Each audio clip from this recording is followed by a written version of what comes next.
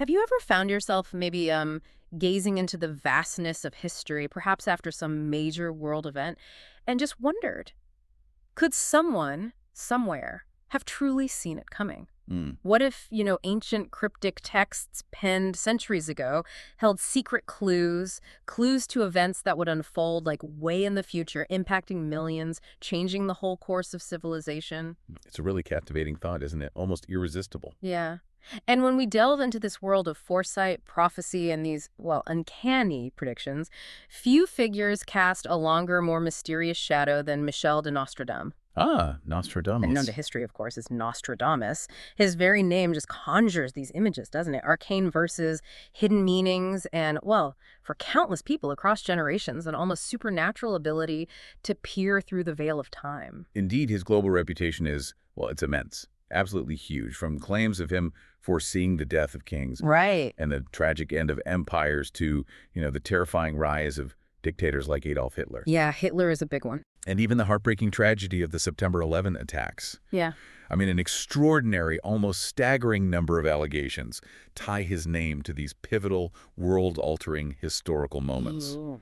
It's a collection of supposed fulfillments that has fascinated and, let's be honest, often terrified humanity for nearly 5 centuries. That's such a powerful legacy. And for our deep dive today, we're not just going to passively observe it.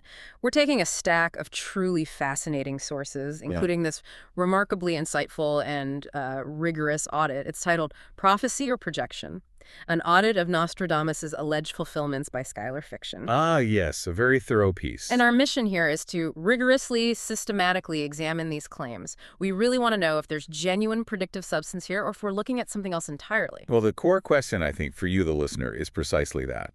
Is Nostradamus truly a prophet whose words are still unfolding, maybe giving us glimpses into our collective future? Mm. Or is his enduring, magnetic legacy the product of something else? Perhaps a potent mix of hindsight, the inherent challenges of translation, which are huge, and maybe a deeply ingrained, powerful human tendency to seek patterns, to find meaning in the chaos of life. Right. Looking for order. Exactly. So our goal in this deep dive is to unpack his most famous alleged fulfillments, to meticulously understand the detailed methodology used to scrutinize them, and ultimately maybe discover what Nostradamus's enduring popularity really tells us, not just about him, but about ourselves, about how we process information. Yeah. About human nature itself. As we journey into this historical mystery, we're pretty confident you'll uncover some truly illuminating insights. And surprisingly, they might reveal as much about our present human psychology as they do about the past. That sounds like a journey worth taking. And along the way, we'll explore the deep, almost, you could say, intentional ambiguity woven into his original 4-line verses. The quatrains. Famously known as quatrains, yes. And how that very ambiguity leaves them wide open ripe, almost begging for reinterpretation by each succeeding generation. It's like a choose-your-own-adventure book, but for prophecies. That's a great analogy. And we'll also look closely at how cultural anxieties, our collective fears, our hopes, the prevailing narratives of the time profoundly shape what people want to see in his words. Ah, the confirmation bias aspect. Exactly.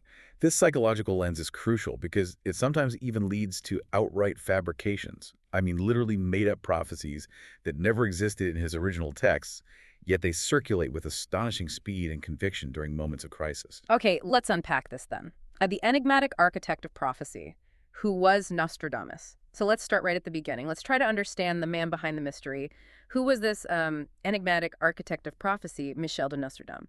Well, Michel de Nostradamus was a highly educated Frenchman. He was an apothecary, a physician, and also an astrologer born way back in December of 1503 in Saint-Remy-de-Provence. Right, 16th century. Yeah, the 16th century. It was a time of huge intellectual upheaval, the Renaissance, but also profound fear, superstition, religious conflict. It's a turbulent time. Very turbulent. And he wasn't just some, fringe fire muttering in a corner. He was actually a respected scholar and healer, known in royal courts, which definitely lends an initial kind of gravitas to his work. So a man of science, observation, medicine, but also steeped in the esoteric traditions of his day. Astrology was huge then. Absolutely. And his seminal work, the one everyone knows, is Le Prophétie, his magnum opus.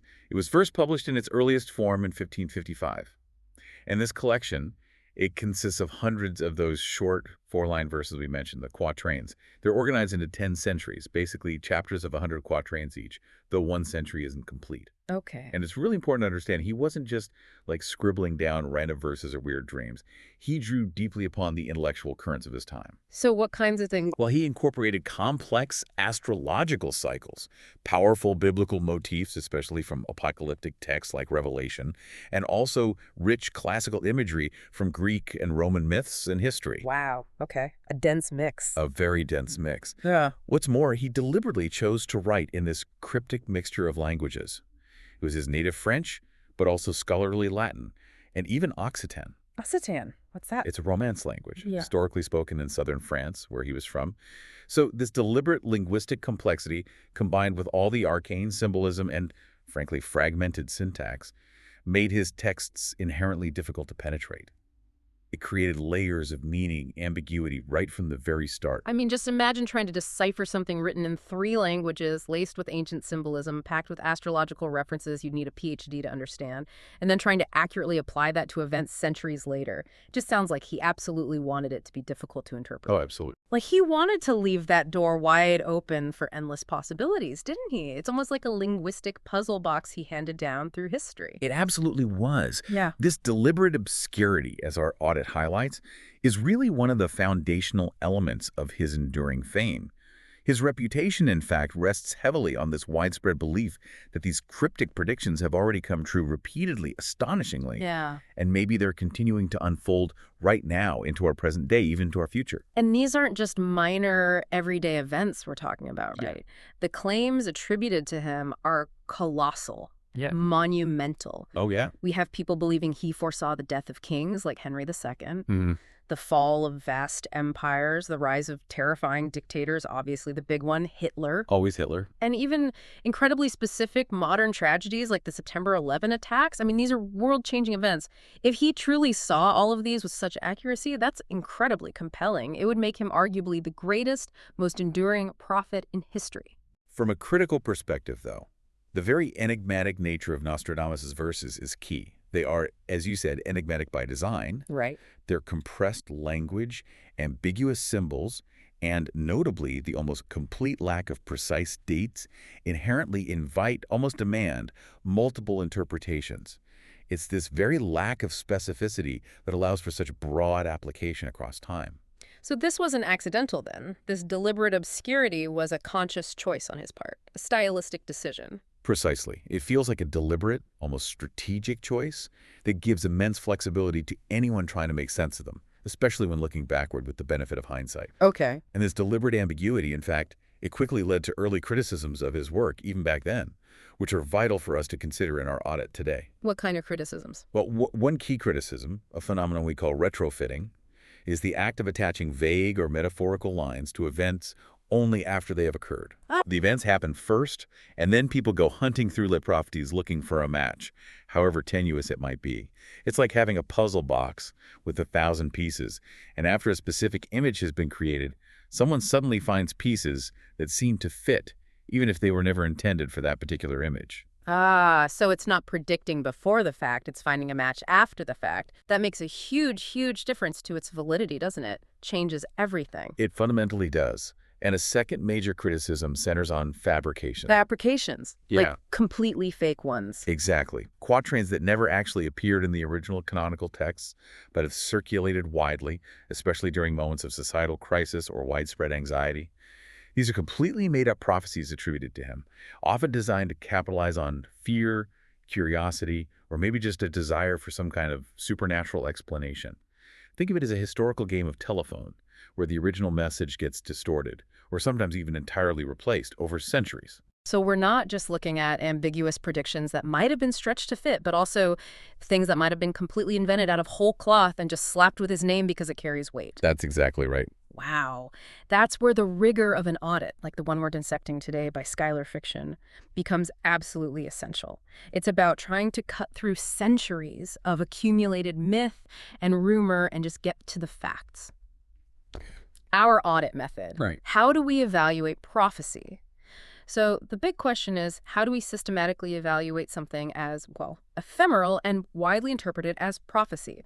To separate any genuine content from the vast amount of myth-making, a careful, methodical audit of Nostradamus's alleged fulfillments is, as we just discussed, absolutely essential. It can't just be a quick glance or, a gut feeling. In a world just awash with information, and let's be honest, often misinformation, Oh, yeah. critical thinking and a structured approach are more essential than ever. We simply can't take claims at face value, especially when they're centuries old and shrouded in all this mystery and popular belief. It requires what our audit refers to as an almost scientific approach. Rigorous data collection, consistent standards, and a deeply skeptical eye towards these post hoc explanations. This sounds less like reading ancient texts and more like a historical detective story, doesn't it? How do we find the real clues and meticulously ignore the red herrings that have piled up over hundreds of years?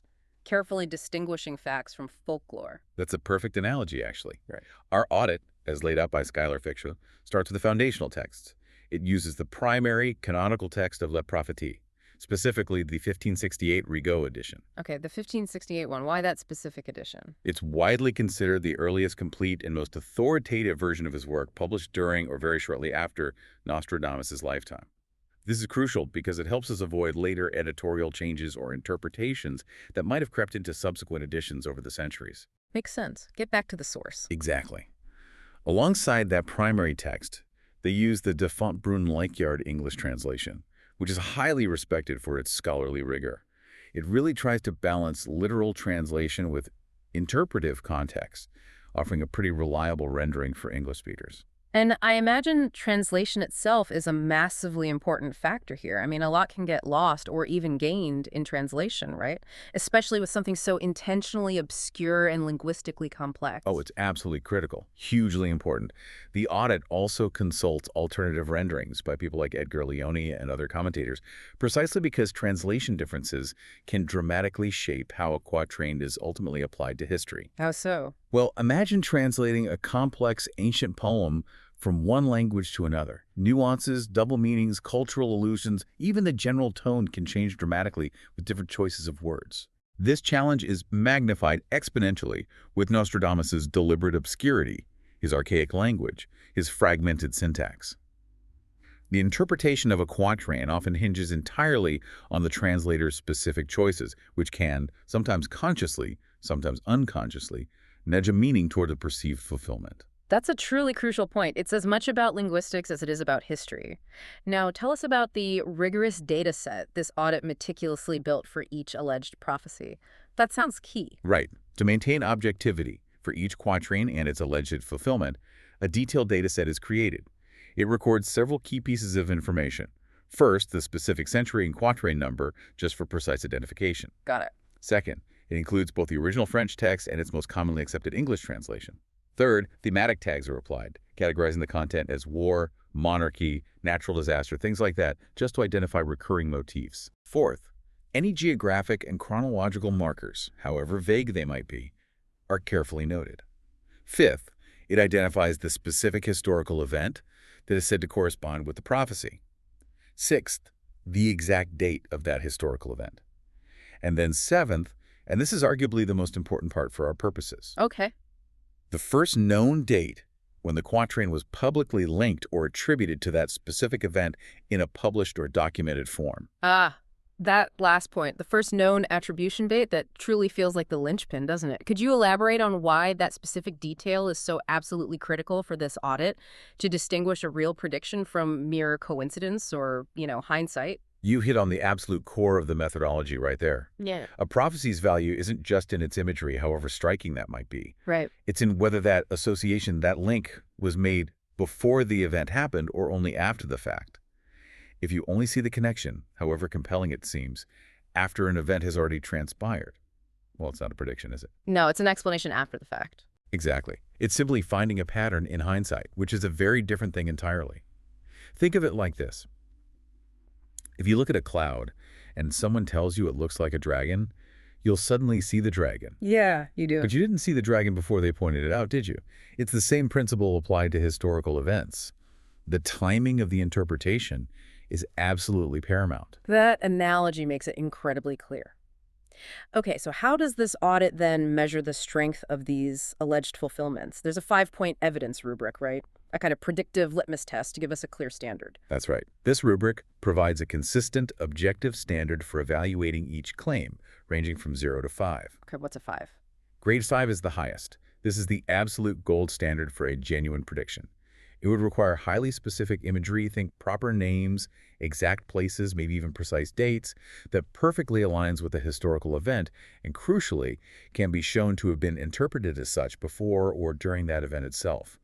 These are exceedingly rare, perhaps even entirely absent in Nostradamus' case. Okay, so super specific and identified beforehand. What's a grade 4? Grade 4. This refers to strong but retrospective matches. The details in the quatrain might appear strikingly apt to the event, really descriptive, yet the first attribution emerges only after the fact. So it's a good description, but not a true prediction.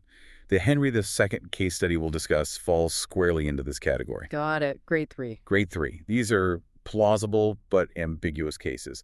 The imagery is quite general, and the link is often disputed by scholars because the evidence for a direct connection is weak on both sides.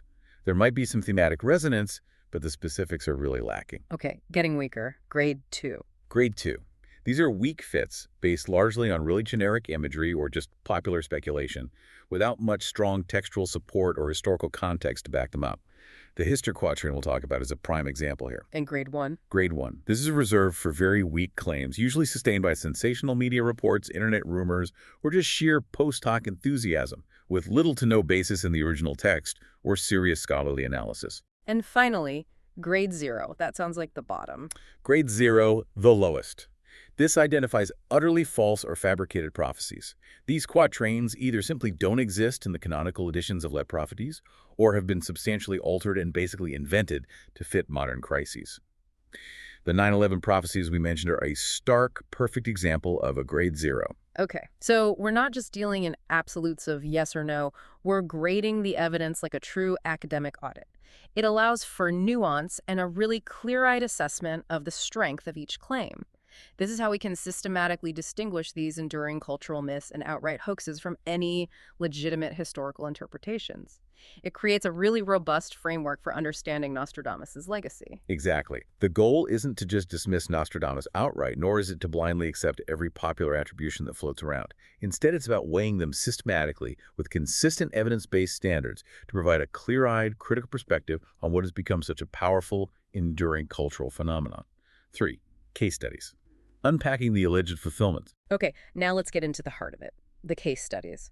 We're going to unpack some of Nostradamus' most famous alleged fulfillments, starting with arguably his most compelling one, the one that's often cited as the strongest evidence of his prophetic powers, the death of King Henry II of France in 1559. Indeed, this is often the go-to example. The quatrain in question is Century I, quatrain 35, and it reads in the 1568 Rigaud edition.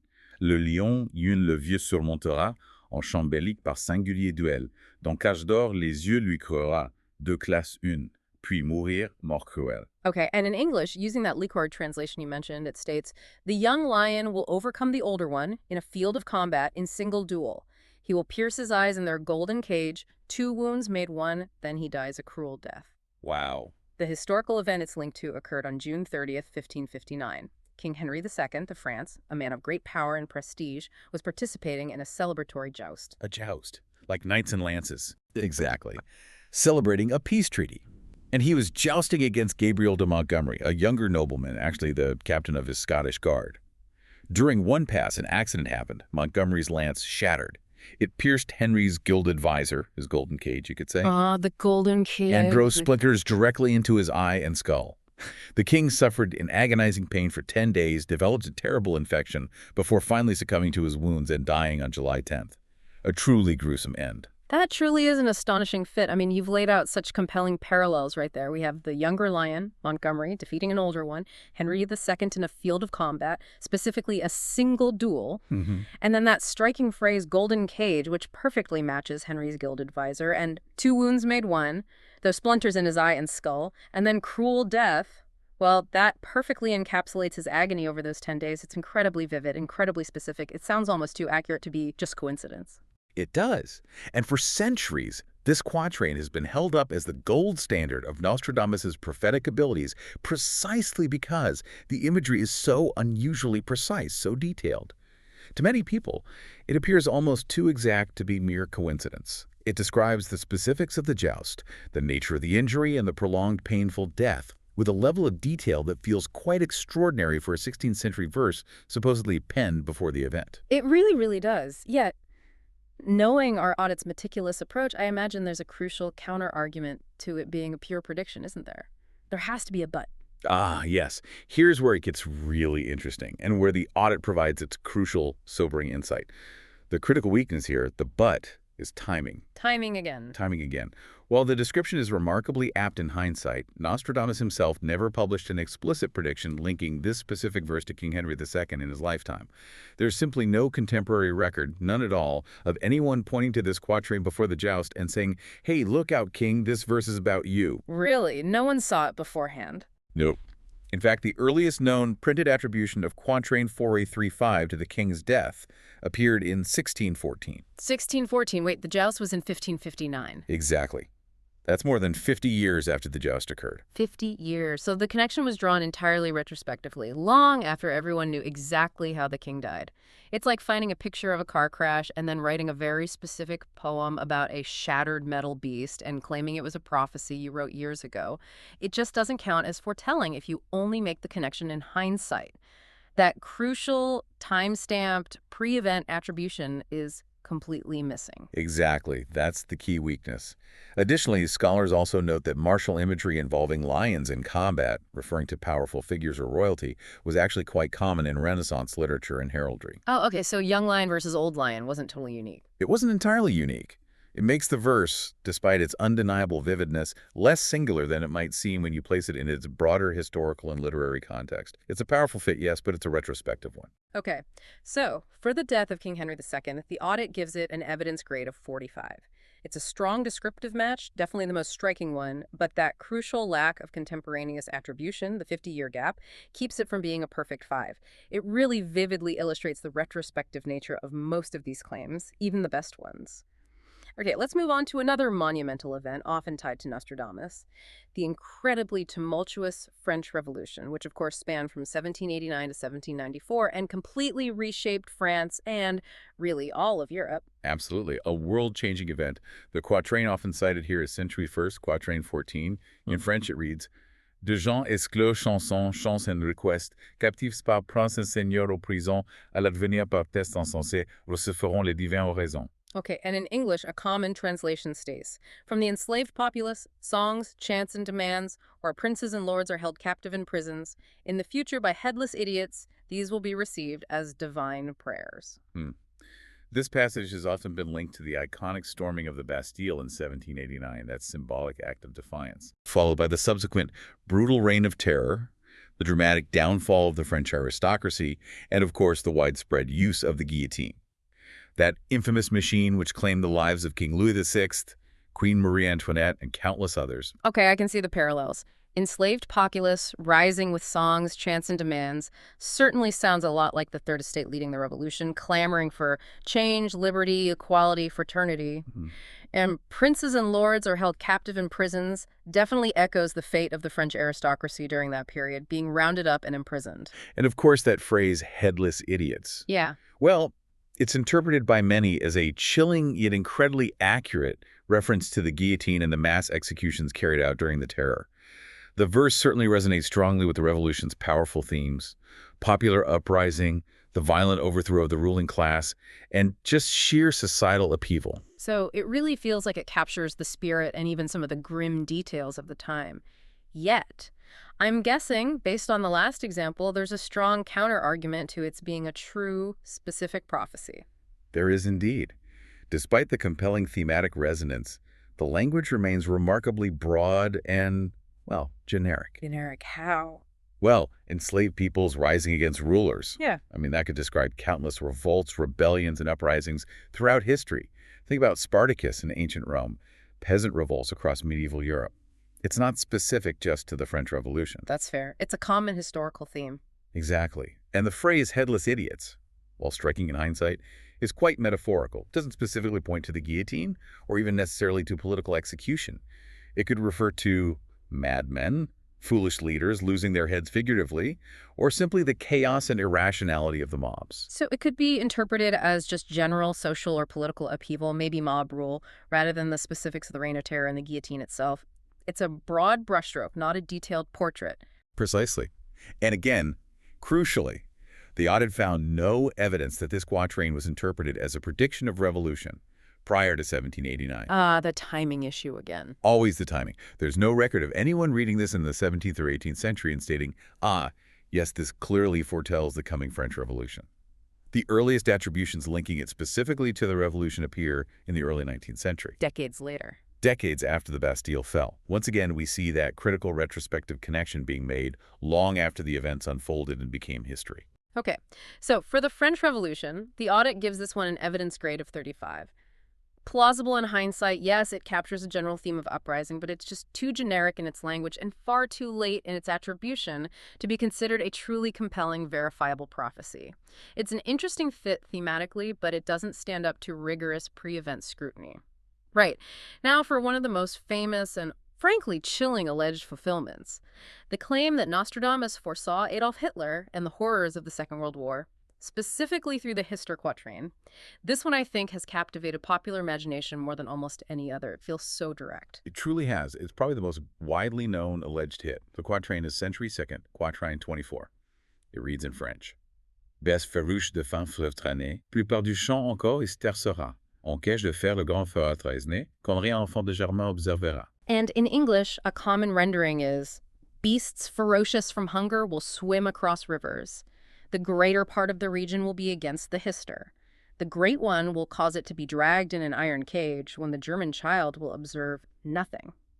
Okay, so since the mid-20th century, particularly in the immediate aftermath of World War II, Hister has been widely and popularly read as a phonetic stand-in for Hitler. Yeah, it sounds almost identical. It does to an English speaker. Yeah. The German child in the quatrain is often linked to Hitler's Austrian birth, just across the German border.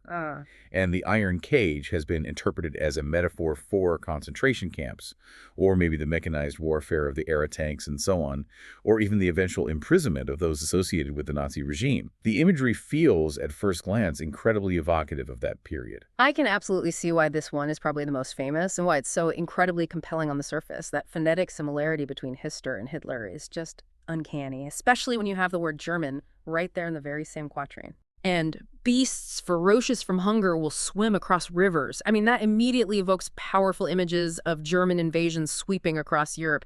It feels so spot on, so precise to that devastating period in history. Right. But what's fascinating here is where the historical, linguistic, and geographical context truly matters.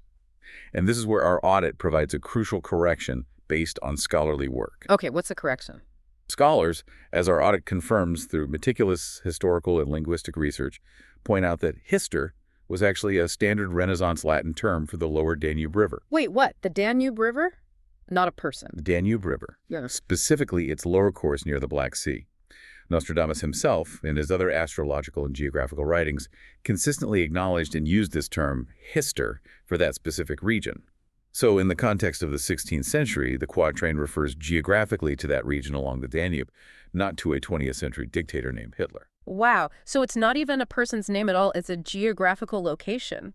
That completely changes the entire interpretation. From a specific individual to a specific region, that's a huge distinction. It fundamentally does. This is a classic, perhaps the most famous example of how a phonetic similarity in one language, English, can be seized upon and entirely override the original linguistic and geographical meaning from a different era and language, Renaissance Latin and French. That's incredible. Furthermore, and this is crucial for our methodology again. The timing. The timing.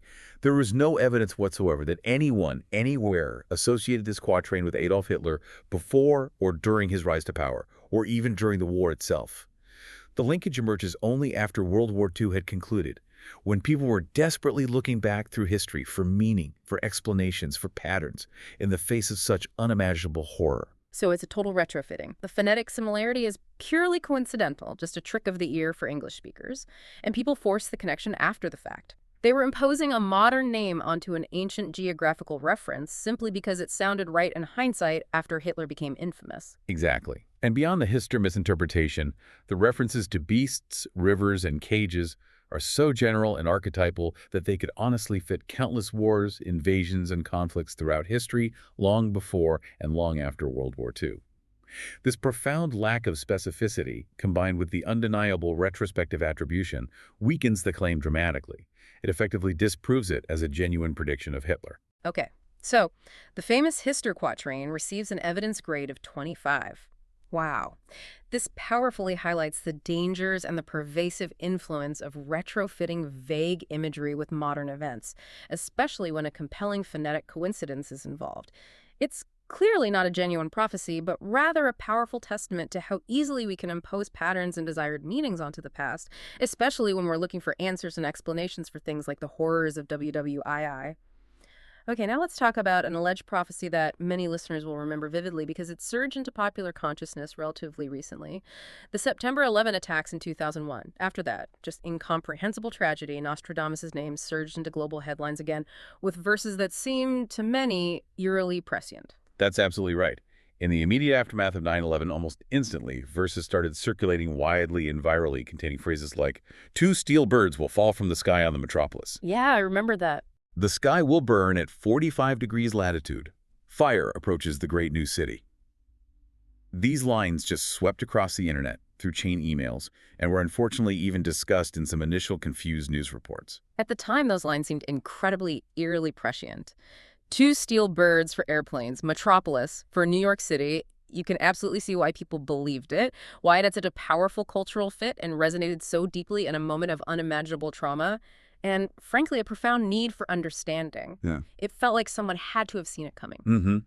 But this is precisely where our audit and critical scrutiny becomes absolutely vital. This is unequivocally a classic and textbook example of a fabricated prophecy. Fabricated, meaning not just misinterpreted, but actually fake. Completely fake. These lines do not exist in any canonical, authentic edition of Le Prophétie.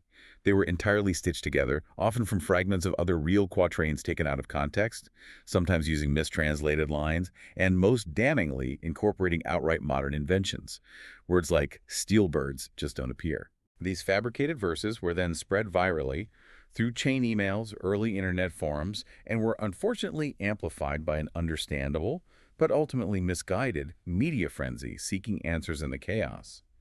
Scholarly audits have definitively confirmed that no authentic passage in Nostradamus refers to steel birds, or specifically New York City or 45 degrees latitude in this context. The entire prophecy was, unequivocally, a modern hoax, a product of post-tragedy anxiety and the rapid spread of misinformation online.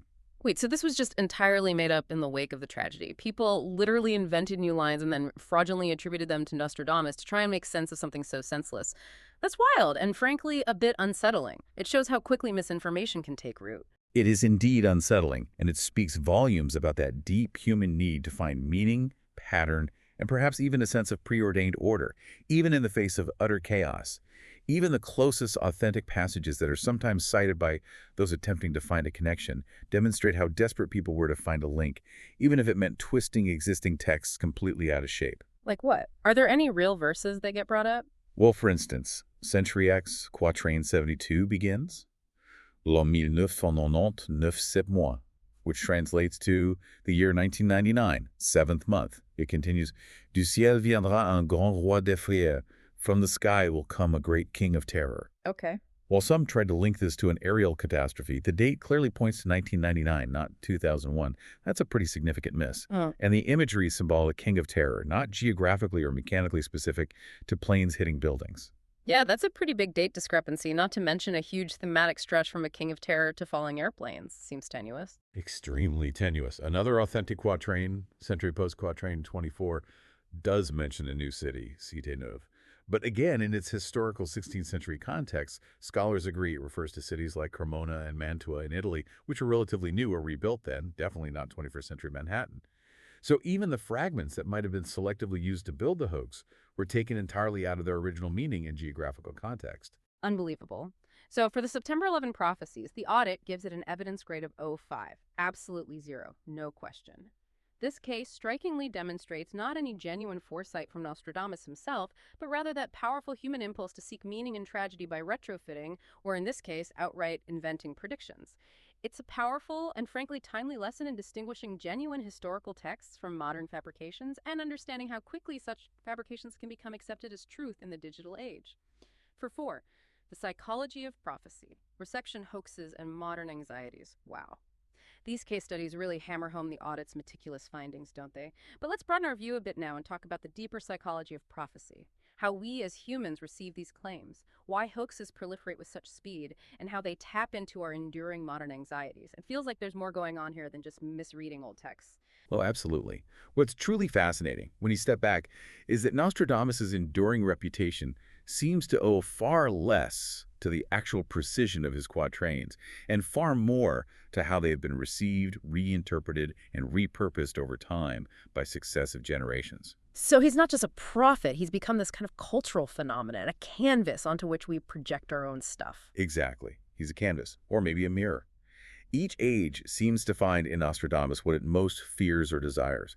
He's less a prophet fixed in the 16th century and more this constantly reflecting mirror for modern anxieties, showing our own collective concerns back at us almost uncannily. So we are quite literally projecting our own fears, our own hopes, our own contemporary narratives onto his deliberately vague words. And in doing so, we find patterns that resonate powerfully with our present circumstances. It's about us as much as it is about him. Precisely. And this isn't a new phenomenon either. It's been happening for centuries. During the incredibly fraught years of World War II, for example, both the Allied and the Axis powers very shrewdly invoked Nostradamus in their propaganda campaigns. No way. Both sides used him for propaganda. How did that work? Absolutely. The Germans, for instance, under Goebbels' propaganda ministry, actually created and distributed leaflets that cited selective quatrains. They subtly, or sometimes not so subtly, twisted them to suggest that Hitler's victories were divinely fated, preordained, inevitable. Wow. To boost morale and undermine the enemy? Exactly, aiming to undermine enemy morale and boost their own troops' confidence.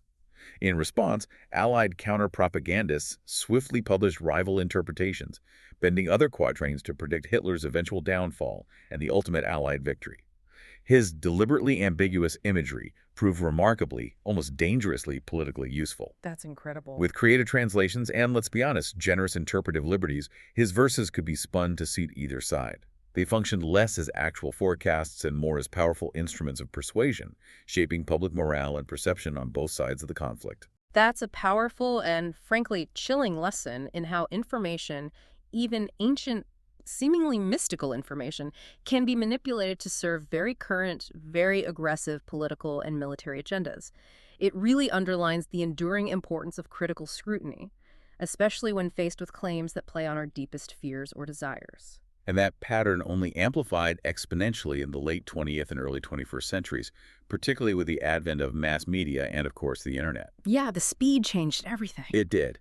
The fabricated 9/11 quatrains we just discussed, spreading like wildfire through chain emails and early internet forums, showed just how readily his authority could be conjured out of thin air. Attaching Nostradamus' revered name to any ominous-sounding verse, regardless of its authenticity, instantly gave it this veneer of credible authority and urgency. People were primed to believe it. It's why he's such a recurring, almost viral figure in tabloids, sensational documentaries, and internet memes, right? Especially during global crises. He becomes this ready-made, culturally recognizable figure onto whom we can quickly project our collective fears and anxieties, seeking immediate, often comforting explanations for things that feel chaotic and out of control. The astonishing success and rapid dissemination of these hoaxes reveal a deeper, often unconscious cultural dynamic. His obscurity allows for infinite reinterpretation, while his immense cultural cachet as a powerful seer lends immediate borrowed authority to even completely fabricated texts. It's a self-perpetuating cycle of belief and reinterpretation, fueled less by the text itself and more by our own innate psychological needs for meaning and order. The current-day projections, Nostradamus and contemporary crises. So the influence of Nostradamus isn't just historical. It clearly continues to adapt and thrive today, deeply interwoven with our modern fears. In our current landscape of, well, uncertainty, complexity, rapid change, his verses are still being enthusiastically pressed into service for present-day anxieties, aren't they? That's absolutely right. It's quite remarkable. Despite centuries passing, commentators, sensational tabloids, social media posts, They frequently and eagerly tie his quatrains to all manner of contemporary crises. It really demonstrates his almost endless adaptability for modern fears. It's a testament to the power of a vague text meeting a specific need. So even today, right now in the 21st century, people are still trying to find prophecies about everything from, I don't know, climate change to global pandemics to geopolitical shifts, seeking answers and maybe reassurance in his ancient words. It's this continuous, ongoing process showing how universal this human need seems to be. Indeed. One profoundly recurring theme from Nostradamus that resonates strongly with today's environmental concerns is the specter of catastrophe. He frequently invoked imagery of devastating floods, all-consuming fires, and dramatic celestial phenomena in his writings, stuff that sounds very apocalyptic. Okay. And naturally, these are then retrofitted to modern environmental concerns, I imagine, creating compelling, if ultimately perhaps unfounded, links. Precisely. Verses describing lands covered by water or great commotions in the heavens, maybe earthquakes that split the land or fire falling from the heavens. These have been eagerly retrofitted by some to explain everything from the melting of polar ice caps and rising sea levels to the devastating wildfires we've seen across continents and even anxieties around asteroid strikes or catastrophic solar flares. It's a testament to the evocative power of his imagery, even when entirely detached from its original 16th century context and applied to completely different modern phenomena. It's probably the same with health crises, too, I imagine. When the COVID-19 pandemic hit, was Nostradamus immediately brought back into the global conversation? I feel like I remember seeing Yeah, headlines. almost immediately. Quatrains mentioning plagues, pestilence, or great death were quickly invoked and widely shared online and in some media outlets. People suggested that Nostradamus had uncannily anticipated a great plague in the early 21st century. But again, context is everything. Pestilence is among the most common tropes of early modern prophecy. It reflects a world, his world, that was frequently ravaged by devastating outbreaks of plague, smallpox, influenza. Disease was everywhere then. Exactly. Such fears were a constant backdrop to life in his era, so it's hardly surprising that his writings would reflect them. There's simply no evidence Nostradamus linked the specific date or a truly global novel type of pandemic to his verses. It was just a ubiquitous and terrifying theme of his time, ripe for reinterpretation later. And what about the constant geopolitical tensions and conflicts we face in our increasingly interconnected, often volatile world? Do people find predictions there, too, trying to make sense of international upheaval using his verses? Undoubtedly. Verses describing wars between Aquilon, which is generally interpreted as the North and the East, have been cited over the decades as predictions of Cold War tensions, or more recently, conflicts involving Russia and Western nations, or even rising tensions in places like the South China Sea. Likewise, vague references to a potential third Antichrist, after Napoleon and Hitler, in popular lore, are periodically attached to modern leaders viewed as tyrannical, oppressive, or destructive figures on the world stage. You see it pop up whenever a controversial leader gains prominence. But the connection is thin. In each of these contemporary cases, the connection is tenuous at best. It seems forged far more by current events, contemporary fears, and the very human desire for understanding complex situations than by any clear, textually supported evidence from Nostradamus himself. This remarkable adaptability, then, it's actually powerful evidence against true prophecy, isn't it? A verse that can seemingly describe pandemics, climate change, and geopolitical war interchangeably across centuries. It fundamentally lacks the specificity required for a genuine, verifiable prediction. It's almost too flexible to be truly accurate about any single thing. That's a crucial insight. Its very elasticity, its capacity to be stretched and molded to fit almost any event, is actually its downfall as a genuine predictive tool. If a prophecy can mean absolutely anything, depending on who's reading it and when, then it effectively means nothing in terms of specific, verifiable foresight. 6. Unpacking the patterns. Why we keep believing. So what does this all mean when we look across these examples, from, ancient kings jousting to modern tragedies and anxieties? What consistent patterns emerge that explain why Nostradamus continues to hold such unwavering sway over our collective imagination? Why do we as humans keep believing, or at least keep being fascinated, even when the evidence points elsewhere? Well, the audit and looking at these cases reveals a fascinating first pattern: the constant repetition of universal apocalyptic motifs. Apocalyptic motifs, like what? We see the classic archetypes again and again: tyrants rising and falling, devastating floods and all-consuming fires, rampant pestilence and widespread famine ravaging humanity, and dramatic celestial portents. Comets, eclipses, things like fire from the heavens, heralding cataclysmic change. Okay, so these are images that recur throughout human history, right? In stories, in art, in religious texts like the biblical book of Revelation, in medieval apocalyptic sermons. They're kind of woven into our collective consciousness, our cultural DNA. Exactly. Their archetypal nature makes them incredibly flexibly applicable to almost any crisis, in any era. A tyrant could be anyone from Napoleon to Hitler to some future leader we haven't even heard of yet. A flood could be a literal deluge, a metaphor for war, or even an economic collapse. The imagery's very vagueness makes the prophecy remarkably durable and endlessly reusable, but not specifically accurate or truly predictive of any single event. It makes it universally relatable, yes, but not specifically predictive. That makes perfect sense. Okay, what's the second pattern that emerges from this deep dive? What else keeps us going? A second significant pattern, as we touched on earlier, is the profound problem of translation. Ah, yes, the languages. As we established, Nostradamus wrote in this deliberately opaque style, blending archaic French with Latinisms, astrological terms, and riddling wordplay, often with fragmented sentences. This means translators have enormous, almost creative leeway. How much leeway? A lot.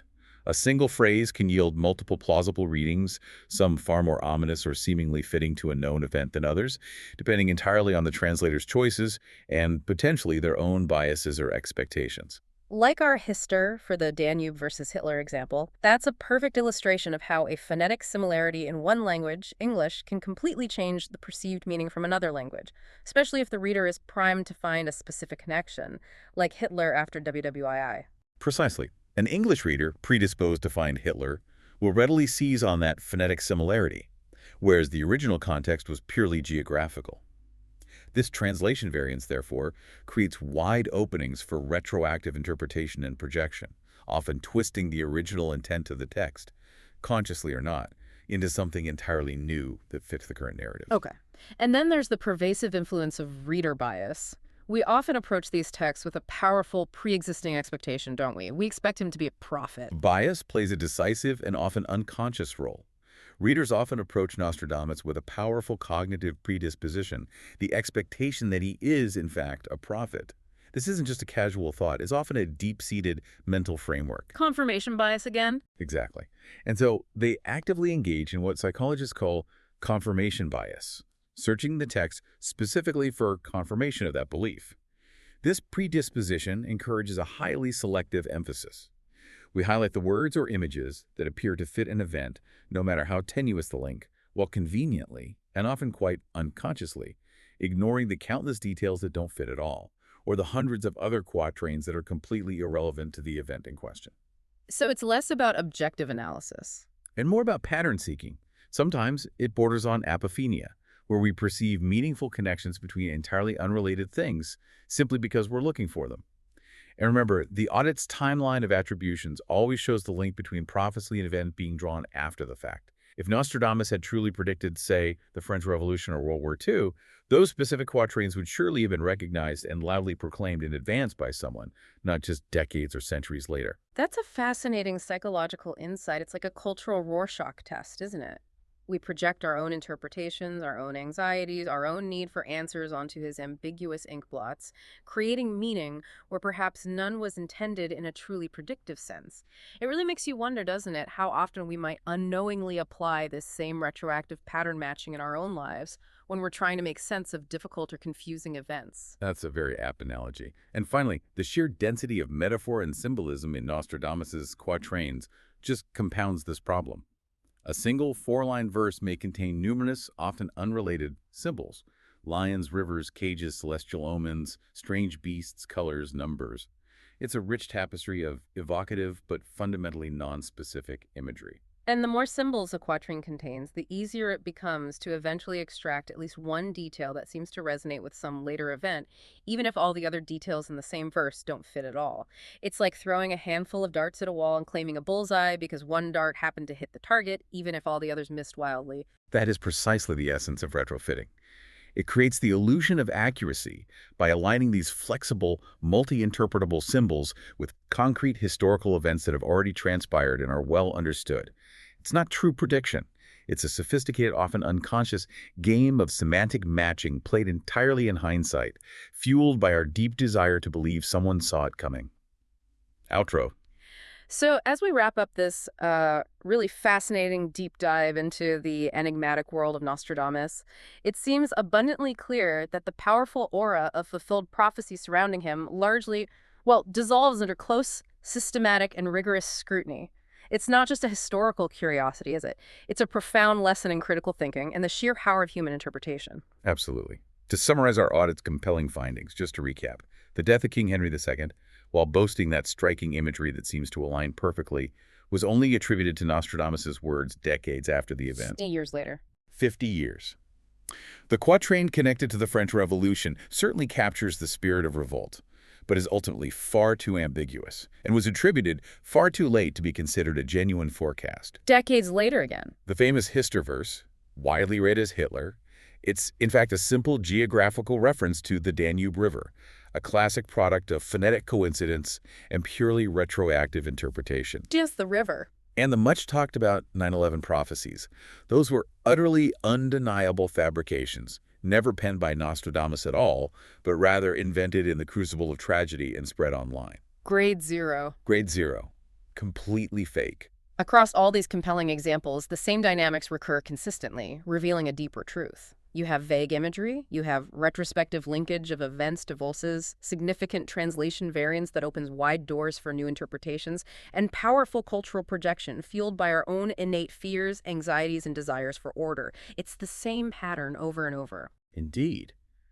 Nostradamus's quatrains don't really predict the future so much as they exquisitely reflect the anxieties of the present moment, whenever that present moment happens to be.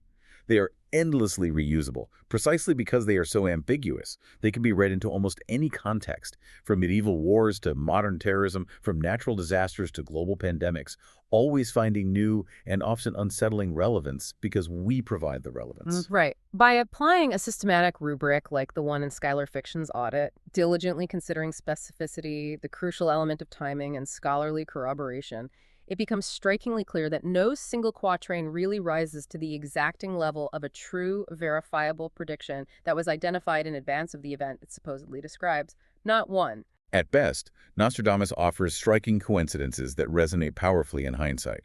At worst, he serves as the readily available banner under which hoaxes, mistranslations, and simple wishful thinking flourish. His enduring power, therefore, lies not in genuine prophecy, but in a powerful self-sustaining mythology. He is, as we said, a cultural mirror that magnificently magnifies humanity's profound and enduring fears of chaos, catastrophe, and the vast, uncertain unknown. So in the end, Nostradamus' legacy is less about foretelling history with uncanny accuracy than it is about revealing the fascinating, complex psychology of those who interpret him, generation after generation.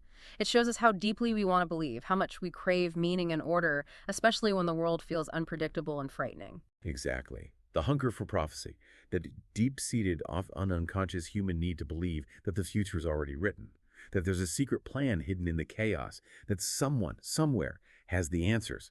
It tries us to find patterns where none genuinely exist. So the final question for you, the listener, is, what does this deep dive tell you about our human psychology, especially in uncertain and rapidly changing times like these? How do we learn to discern genuine insight from our own projections and cognitive biases? And how can this understanding help us navigate the vast, often overwhelming ocean of information and misinformation we face every single day? Something to think about long after our deep dive ends.